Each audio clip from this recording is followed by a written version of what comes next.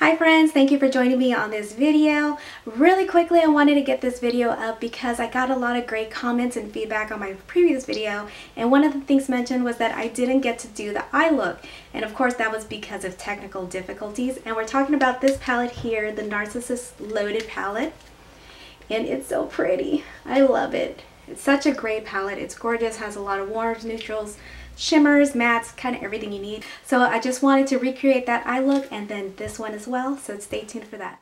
Okay, so I'm going to start out by recreating the look I had on my previous video, and I'm going to start with this combination of colors right here. I'm going to have the names listed down below because I don't want to butcher them right now. I can try to butcher them later. I just go back and forth between the two. There is a lot of kick up on this palette, but I don't particularly mind that. I know a lot of people have an issue with that. I'm just going to take a big fat brush. That's the transition shade anyway, so it doesn't have to be perfectly clean or precise or anything. It looks good. Now I'm going to go in with this warmer tone right here. I like to use this tapered blending brush because it has a nice little point. It gets right in the crease and it also buffs it out at the same time, so it's kind of a 2-for-1 type of situation. If you have larger eyes, you can totally use a bigger brush, but I have very small eyes, so I tend to use brushes that are a little smaller and more precise. So I want the bulk of that color in that outer corner, and I just build on a little bit at a time. Then when I feel I got enough in that corner, I start bringing it over through the crease line. So now we're going to go into the next color, this one right here. So that one I'm going to place right at the edge of the V. I don't want this color to be too diffused, but I want to be able to blend it in to the other colors. So I just pack it on right at the edge where I really want it and bring it in slightly. So I'm going to bring it up into the crease and in across the lid. So anytime I do a shimmery lid, I always want to put some kind of a base down to help adhere that shimmer. So I'm going to go in with this Laura Mercier stick. It's an eyeshadow stick, and this color is copper. Lid shade, I'm going to pick this color right here. It's kind of a warm bronze gold, but it has a little bit of taupiness to it.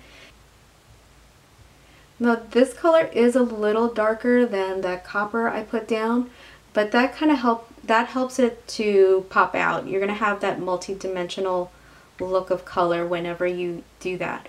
So regardless if you put a dark color down or a bright color, doing that always helps you get that dimensional look. And I love it. I'm just going to bring it up a little bit into the crease just so it's blended. Only thing left to do is the under eyes. Right here you want to go under with a little bit of color, and depending what you really want to do, I would go in with a little bit more color in the corners, just in this outer V section, just to kind of warm it up a little bit more. So for that, I'm going to go in with the brown color here in the palette. I'm just going to take a little bit of that on this pointed Japonesque brush. The eyes are pretty much done. The only thing I have left to do is take a little bit of a warm brown liner. This one is from NYX, and this one is just color, let's see, light brown. And I like to just take that on the lower lash line.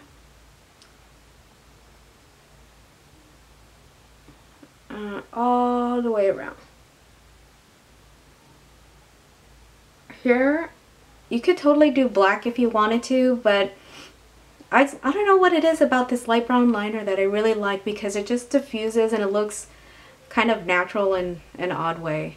But to tight line, I do like a good old black liner.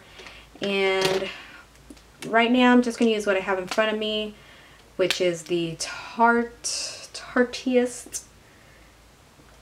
This is a dual-ended one. So on one side it's a liner, and on the other side it's the cajole pencil. Okay, so now we just need to do mascara. Yes. So I'm going to go in with my booster. This is from Lancome. This is the eyelash primer, and then this is the Better Than Sex Too Faced final product. So you can see I just did a little bit of that transition color all the way through, and I kept more of the darker tones right on the outer lid and that outer V section. So this is look 1. Stay tuned for the next one. I'm going to start out with some of my NYX Jumbo pencil. This one is in Milk, I think. Yeah, Milk 604. This one all over the lid. All over.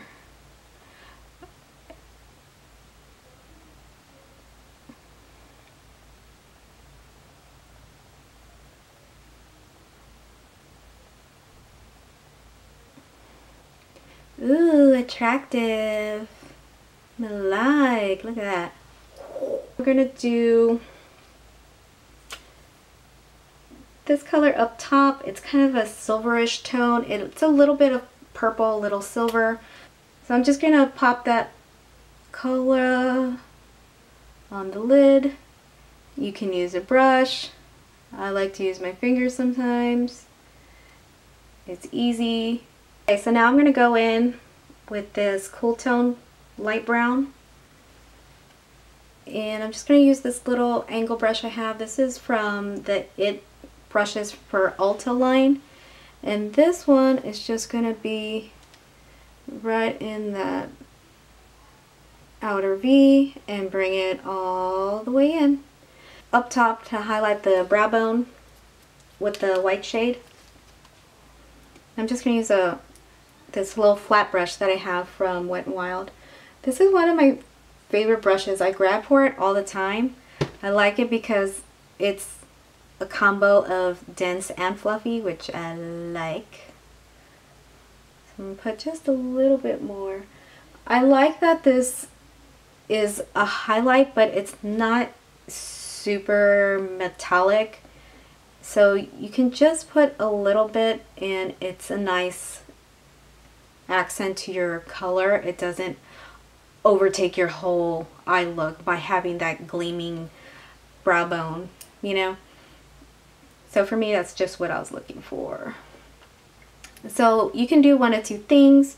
You can go in with the dark black color, or you can do a little bit of the brown, or maybe a combination of the both. And then you can just go into that V and bring it in a little bit more and go down if you want to smoke it out. I'm not going to do that. I'm just going to do a little bit on the lower lash line. I'm just going to go in with that cool tone brown again. I went ahead and threw in some of that light cool brown color under the waterline and a little bit of black just to bring it all together. Now I just need to do my tight line, throw on some mascara, and we're done.